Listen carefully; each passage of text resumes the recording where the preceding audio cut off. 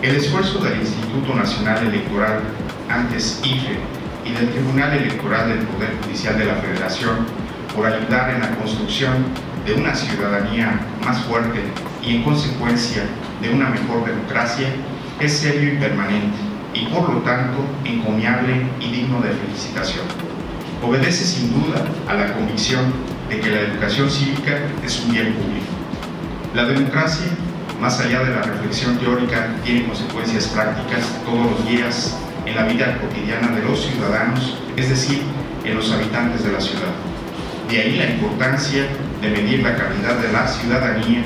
que, como lo propone el informe País que se presentará aquí, está vinculada a una serie multidimensional de factores como es el Estado de Derecho y el acceso a la justicia, vida política, sociedad civil,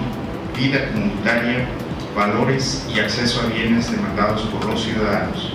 Todos escrupulosamente estudiados en el informe País, elaborado por el IFE, que lo convierten en una herramienta valiosísima tanto para los estudiosos del tema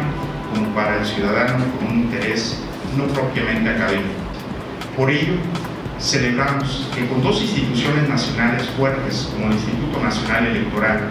y el Tribunal Electoral del Poder Judicial de la Federación se impulse la noción de ciudadanía activa como la posibilidad real de derecho a tener derechos y se garanticen los procesos electorales confiables que deriven en el anhelado bien común.